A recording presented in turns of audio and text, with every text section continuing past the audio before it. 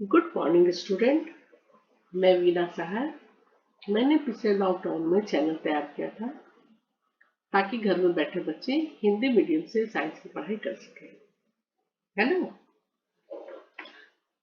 अभी मैं 9th का वीडियो तैयार कर रही हूँ, 9th क्लास के साइंस का। तो ये है अभी ध्वनि चैप्टर। ध्वनि चैप्टर पिछले वीडियो में मैंने 190 पेज तक बताया था। आज मैं इसे आगे बढ़ रही हूँ।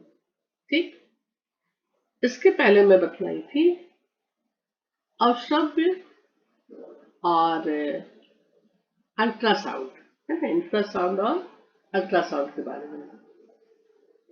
इंफ्रासाउंड की ध्वनियां जो है, कुछ जंतु जो है वह इतने कम हर्ट्ज तक की आवृत्ति को सुन लेते हैं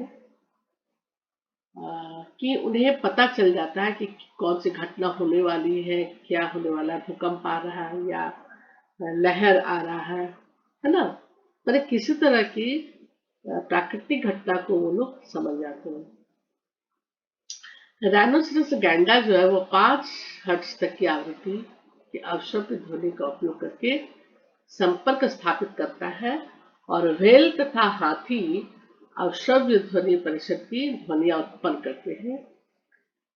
देखा गया है कि बहुत से जंतु भूकंप से पहले परेशान हो जाते हैं, उन लोग अपना जगह छोड़ने लगते हैं, वे छटपटाने लगते हैं। उनकी एक्टिविटीज ऐसी होती है कि पता चल जाता है कि जरूर कुछ तूफान आने वाला है ना। तो अब हम लोग अल्ट्रासाउंड, अल्ट्रासोनिक, इसके बारे में भी हम लोग देखेंगे। प्रघाती तरंगों से पहले निम्न आवृत्ति के अवश्रव्य ध्वनि उत्पन्न करती है जो संभवतः जंतुओं को सावधान कर देती है। तो मैं बता चुकी हूँ 20 किलो हर्ट्ज अधिक आवृत्ति की ध्वनियों को पराश्रव्य ध्वनि कहते हैं या पराध्वनि, है ना। अल्ट्रासाउंड या अल्ट्रासोनिक साउंड। तो ये जो है डॉल्फिन, बैट्स, पोर्पोइज जैसे जंतु पराध्वनि उत्पन्न करते हैं। ये सब टाइप के जो जंतु है, डॉल्फिन, बैट्स, चमगादड़ और पोर्पोइज जैसे जंतु पराध्वनि उत्पन्न करते हैं। कुछ प्रजाति के किट्स, जैसे तितली है ना, तितली की ही जाति होता है, मौत होता है। तो कुछ प्रजाति के मॉथ्स के श्रवण यंत्र अत्यंत सुखदायी होते हैं। ये किट्स, ये मॉथ जो होते हैं, शलभ जो होते हैं, चमगादड़ों द्वारा उत्पन्न उच्च आवृत्ति की चींची की ध्वनि को भी सुन सकते हैं। सोचो, ये मॉथ जो है यह 20 किलो हर्ट्ज से अधिक आवृत्ति को भी ये आराम से सुन लेता है। और ये मॉथ जो है वह चमगादड़ के द्वारा उत्पन्न वाइब्रेशन जो निकलता है उस आवृत्ति की चींची की ध्वनि को भी सुन सकते हैं। बहुत उन्हें अपने आसपास उड़ते हुए चमगादड़ के बारे में जानकारी मिल जाती है ना, कि यहाँ पर ढेर सारा चमगादड़ है। चमगादड़ क्या होता है, वो उल्टा लटका हुआ रहता है और इस प्रकार स्वयं को पकड़े जाने से वो बचा पाते हैं, है ना। क्योंकि उनका पराश्रम ध्वनि बहुत है। कंपन हम लोग कुछ सोच भी नहीं सकेंगे तब तक वे लोग वहां से उड़ के निकल जाते हैं। उनको सुनाई पड़ जाता है, उनको पता चल जाता है कि यहाँ पर कुछ है और वहां से हट जाते हैं और अपने आप को बचा लेते हैं। तो इस प्रकार स्वयं को पकड़े जाने से वे लोग अपने आप को बचा पाते हैं। और चूहे भी पराध्वनि उत्पन्न करके कुछ खेल खेलते हैं। चूहे भी पराध्वनि उत्पन्न करके कुछ खेल खेलते हैं, है ना। इन लोग को जानवरों में देखिएगा कि इन लोग को आहट से ही पता चल जाता है कि कोई आ रहा है। जो हम लोग सोच नहीं सकते वो जानवरों को पता चल जाता है हम लोग से पहले। अब है टू श्रवण सहायक युक्ति होता है कान में लगाने के लिए। जब कान कम सुनाई देता है तो उसके लिए मशीन आता है जो बैटरी से चलता है। तो वो बहुत मिलता है, हर रेंज का मिलता है। तो कान में लगाने से उससे क्या होता है, उसमें देखिए छोटा सा माइक्रोफोन रहता है और एक एम्पलीफायर या स्पीकर। हाँ, तो जब ध्वनि माइक्रोफोन पर पड़ता है, जब कोई बोलता है तो माइक्रोफोन पर आवाज जब पड़ता है, साउंड, तो ध्वनि तरंगों को विद्युत संकेतों में परिवर्तित कर देता है। और एम्पलीफायर जो है, एम्पलीफायर इन विद्युत संकेतों को प्रवर्धित कर देता है और ये संकेत स्पीकर द्वारा स्पीकर द्वारा ध्वनि की तरंगों में परिवर्तित कर दिए जाते हैं। और ये ध्वनि तरंगे फिर कान के डायफ्राम पर आपतित होती है तथा व्यक्ति को ध्वनि साफ साफ सुनाई देने लगता है ना। तो आप देखिएगा बहुत लोग को जैसे सुनाई नहीं पड़ रहा है, कान में प्रॉब्लम है, तो वे मशीन लगाते हैं। और मशीन भी अब कई तरह का आने लगा है। पहले काफी बड़ा रहता था, तार वार लटका रहता था। फिर उसके बाद छोटा सा मशीन आया, कान के ऊपर लगा देने से दिखता नहीं था। अब और भी छोटा मशीन आ गया कि कान के अंदर आप छोटा सा उसको घुसा सकते हैं, है ना।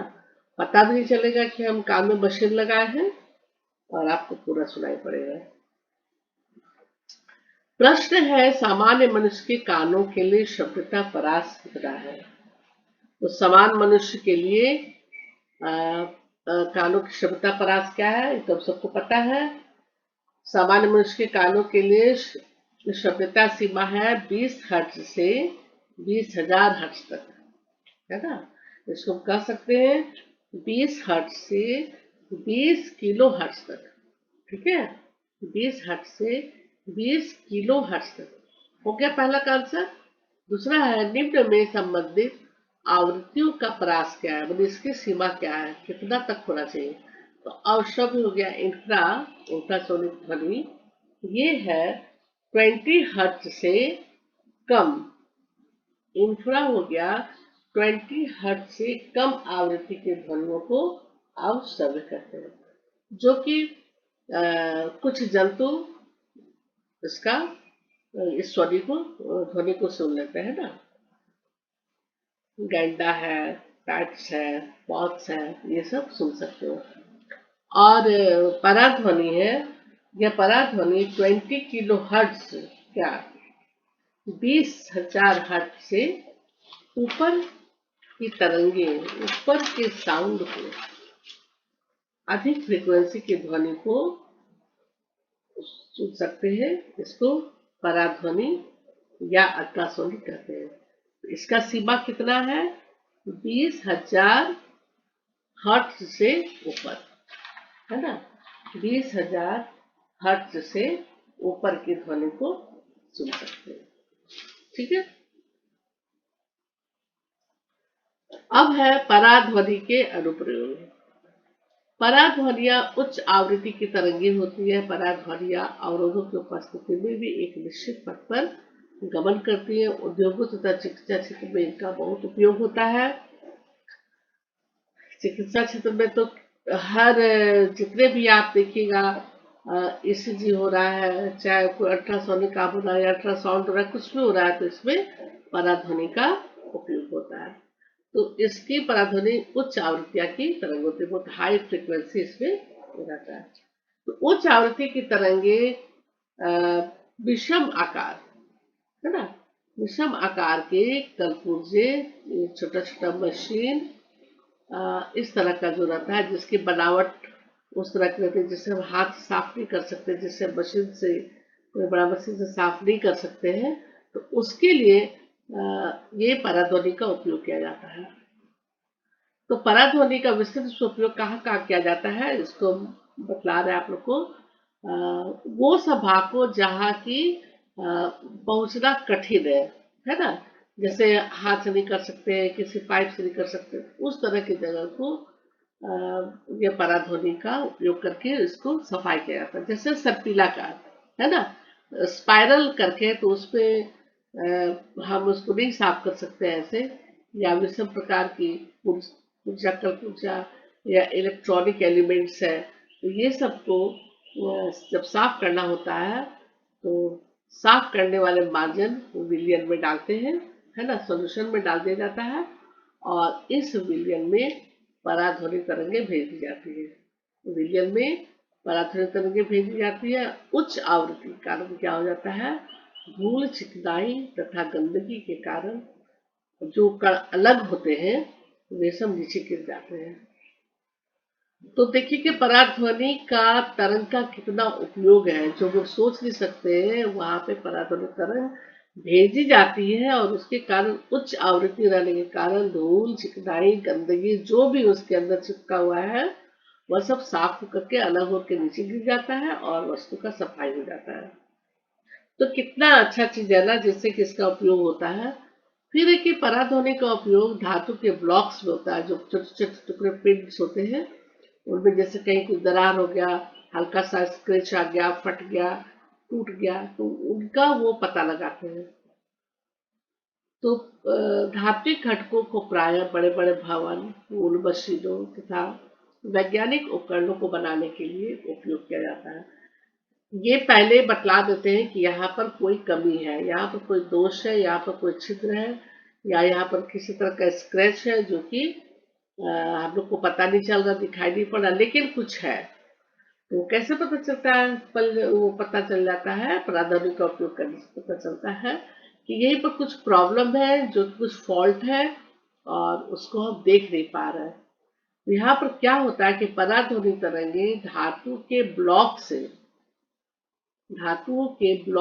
पराध्वनि तरंगों को गुजारा जाता है, गुजारी जाती है, प्रेषित की जाती है और प्रेषित तरंगों का पता लगाने के लिए संसूचकों का उपयोग किया जाता है। और यदि थोड़ा सा भी दोष होता है तो वह बता देता है, वह क्या होता है, परावर्तित हो जाता है तरंगे, पराध्वनि तरंगे परावर्तित हो जाती है और जो दोष की उपस्थिति को बताती है।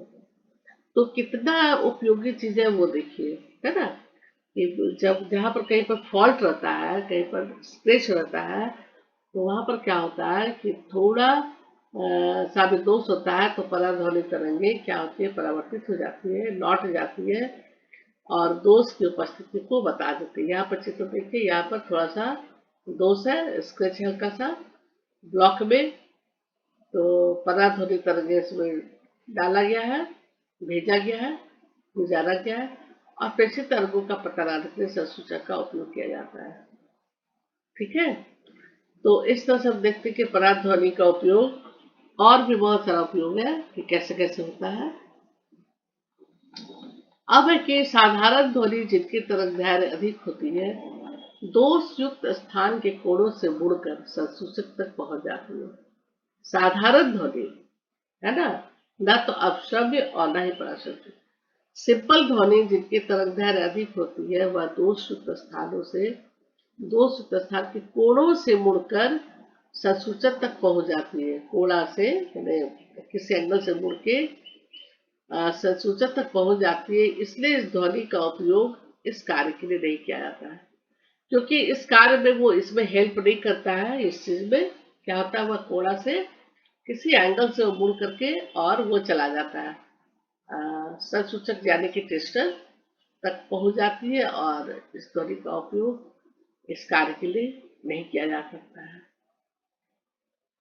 पराध्वनि तरंगों को हृदय के विभिन्न भागों से परावर्तित कराकर हृदय का प्रतिबिंब बनाया जाता है ना। पराध्वनि तरंगों का हृदय के विभिन्न भागों से परावर्तित कराकर हृदय का प्रतिबिंब बनाया जाता है। ग्राफ तैयार होता है ना, तो हृदय का प्रतिबिंब बनाया जाता है और इस ग्राफ को, इस तकनीक को कहते हैं लोग इलेक्ट्रोकार्डियोग्राफी। आप कभी भी डॉक्टर कह जाइएगा, कुछ भी दिखलाने जाइएगा हार्ट से रिलेटेड, तो बोलेंगे सबसे पहले ईसीजी करके आइए, सबसे पहले ईसीजी करके आइए, यानी कि इलेक्ट्रोकार्डियोग्राफ का काम होगा। उसके बाद डॉक्टर उस हिसाब से उसका क्या है उतार चढ़ाव, ईसीजी का क्या है, फ्रिक्वेंसी कैसा है, तो वो ये करते हैं, है ना। पराध्वनि संसूचक एक ऐसा यंत्र है जो पराध्वनि तरंगों का उपयोग करके मानव शरीर के आंतरिक अंगों का प्रतिबिंब प्राप्त करने के लिए काम में लाया जाता है। मानव शरीर के आंतरिक अंगों का प्रतिबिंब प्राप्त करके करने के लिए काम में लाया था। जैसे कि हमारे शरीर के अंदर लीवर है, गॉल ब्लैडर है, यूट्रस है, किडनी है, तो सब कुछ तो हमारे शरीर के अंदर है। तो उनको उनके लिए है ना कि कहाँ पर क्या प्रॉब्लम है, लीवर में क्या प्रॉब्लम है, गॉल ब्लैडर में स्टोन है, तो फिर किडनी में स्टोन है, तो उसका ये लोग पता लगाते हैं, इस संसूचक से पता लगाते हैं। तो यह संसूचक को शरीर की असामान्यताएं जैसे पित्ताशय और किडनी है ना, इसमें ज्यादातर क्या रहता है, स्टोन का संभावना रहता है। तो स्टोन का संभावना रहने के कारण ये पराग ध्वनि जो है इसका उपयोग क्या था, इसकी तरंगे शरीर के ऊतकों में गमन करती है ना, इसकी तरंगे शरीर के ऊतकों में गमन करती है तथा उसी स्थान से परावर्तित हो जाती है जहां ऊतक के घनत्व में परिवर्तन होता है। जहां ऊतक के घनत्व में परिवर्तन होता है वहां पर क्या हो जाता है, ये परावर्तित हो जाती है। और पित्ताशय में जो स्टोन जो रहता है वो भी पता लगाता है, और साथ साथ कहीं पर ट्यूमर है तो उसका भी पता लगाने में मदद करता है ना।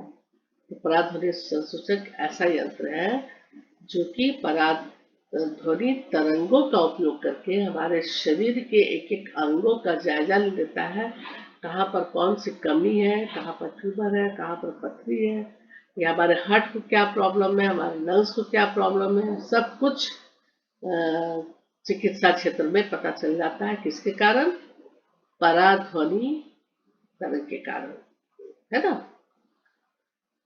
अब है कि इसके पश्चात इन तरंगों को विद्युत संकेतों में परिवर्तित किया जाता है जिससे कि उस अंग का एक फोटो प्रतिबिंब तैयार किया जाता है ना। कुछ भी कोई ग्राफ व्राफ तैयार होता है हॉस्पिटल में, हम लोग देखते हैं, फिर उसको प्रदर्शित किया जाता है, मॉनिटर पर उसको दिखलाया जाता है या फिल्म तैयार किया जाता है। उसके बाद उसको हम लोग देखते हैं, हम लोग उसको देखते हैं, और हम लोग देखे या ना देखे, डॉक्टर्स लोग देखते हैं या हम लोग भी देखते हैं।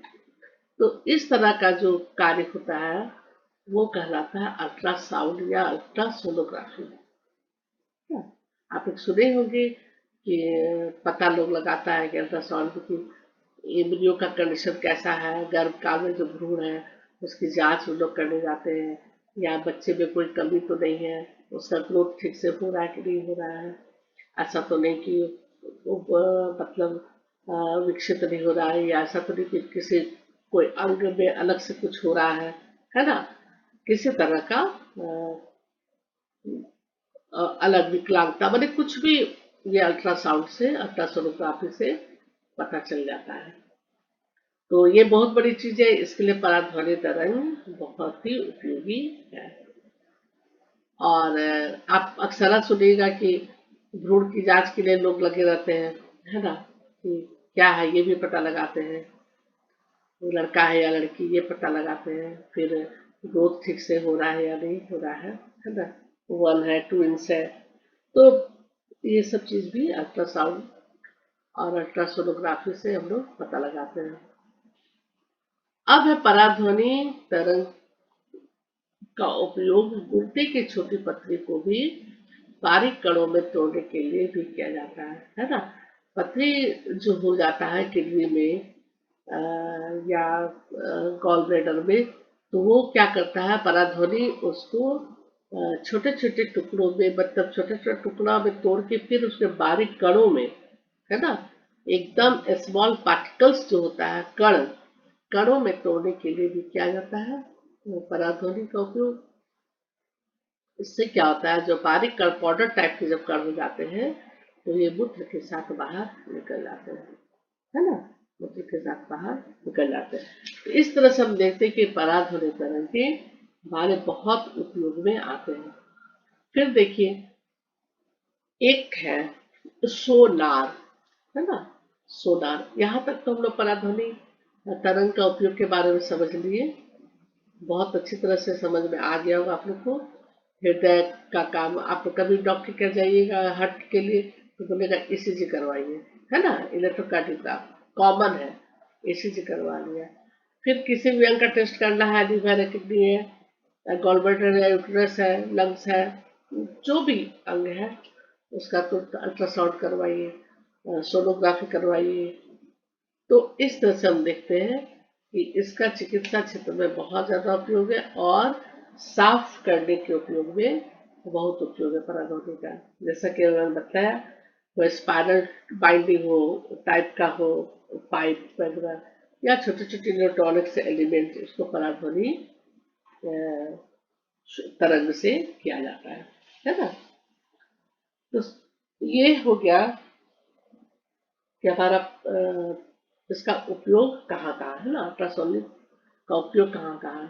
अब है सोनार। सोनार शब्द को हम लोग शॉर्ट में बोलते हैं सोनार। एस ओ से हो गया sound navigation, navigation and ranking.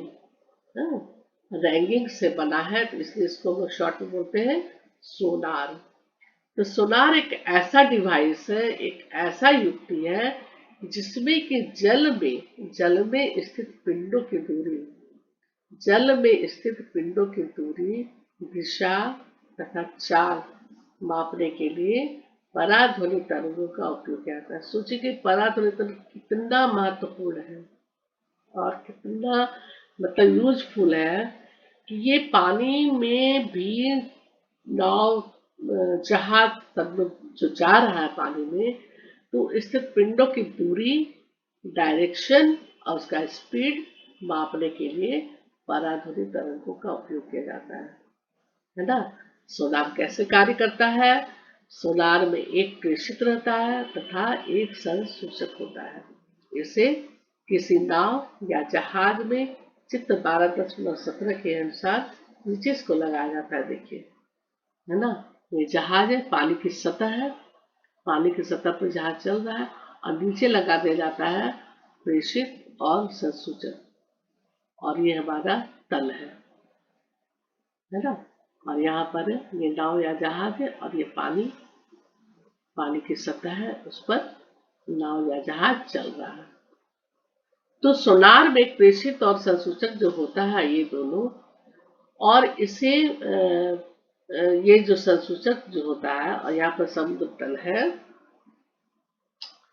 तो प्रेषित पराध्वनि तरंगे उत्पन्न तथा प्रेषित करता है। प्रेषित पराध्वनि तरंगे जो है, प्रेषित पराध्वनि तरंगे उत्पन्न तथा प्रेषित करता है, और ये तरंगे जल में चलती है ना। ये तरंगे पानी में चलती है तथा समुद्र तल में पिंड से टकराने के पश्चात, समुद्र का जो तल है, तल में पिंड से टकराने के पश्चात परावर्तित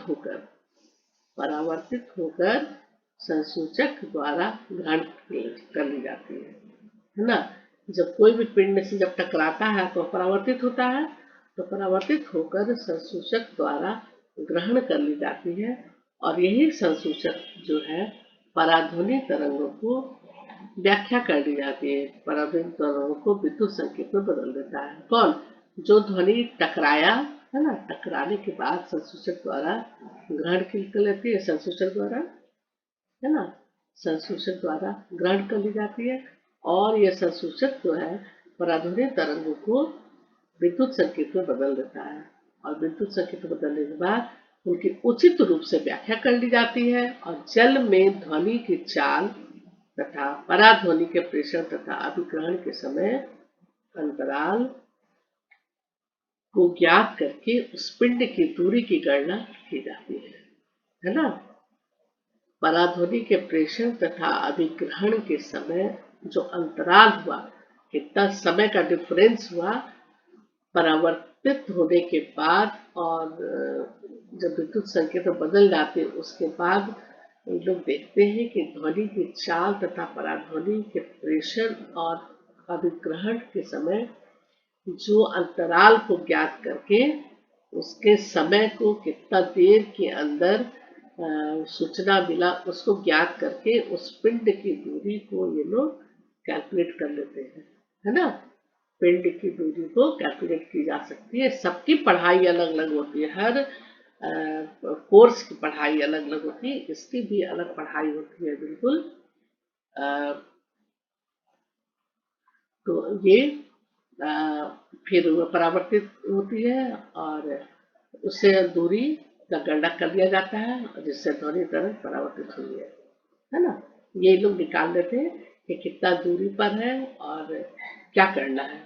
तो मान लें कि पराध्वनि संकेत के प्रेषण तथा अधिग्रहण का समयांतराल टी है, समयांतराल टी है तथा समुद्री जल में ध्वनि का चाल भी है। समयांतराल क्या हो जाएगा टी, हाँ, और समुद्र जल में ध्वनि की चाल हो गई वी वी, और तब सतह से पिंड की दूरी हो जाएगी 2d, तब सतह से पिंड की दूरी हो जाएगी 2d होगी। तो यहाँ पर क्या हो जाएगा 2d बराबर v इंटू टी। v हो गया चाल, ध्वनि की चाल पानी के अंदर का v, और प्रेषण तथा अभिग्रहण का समय का अंतराल t, v इंटू टी जब हम निकाल लेंगे तो निकल जाएगा 2d डिस्टेंस, है ना। और तो उपरोक्त विधि को प्रतिध्वनिक परास कहते हैं, ठीक है। और सोनार की तकनीकी का उपयोग समुद्र की गहराई तथा जल के अंदर कोई चट्टान, कोई बर्फ, कोई घाटिया, कोई पनडुब्बियां, कोई शैल, लावी, डूबे हुए जहाज आदि की जानकारी प्राप्त करने के लिए किया था। ये बहुत पहले इसकी जानकारियां नहीं थी, बहुत पहले। आप लोग टाइटैनिक सिनेमा का नाम सुने हुए, टाइटैनिक जहाज का, है ना।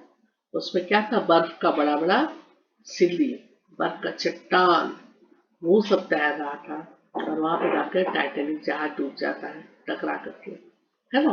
तो विज्ञान इतना आगे बढ़ गया है, इतना आगे बढ़ गया है कि अब वे समुद्र की गहराई, सोनार की जो तकनीकी है उसका उपयोग समुद्र की गहराई ज्ञात करने तथा जल के अंदर कोई चट्टान, कोई घाटिया, पनडुब्बियां या हिम शैल यानी कि बर्फ डूबा हुआ कोई जहाज आदि की जानकारी प्राप्त करने के लिए किया जाता है ना। साइंस कितना आगे बढ़ गया है, कितना आगे हम लोग निकल गए। आकाश आकाश पानी के अंदर भी, समुद्र के अंदर भी, है ना। तो आज बस मैं इतना ही रहने देती हूँ, और नेक्स्ट वीडियो में फिर क्वेश्चन आंसर होंगे, उदाहरण होंगे और आगे की पढ़ाई की जाएगी, ठीक है। तब तक के लिए इतना में हम स्टॉप कर देते हैं। जो समझ में नहीं आएगा आप लोग कॉमेंट कीजिएगा, सब्सक्राइब कीजिएगा, ठीक है। Okay bye, thank you.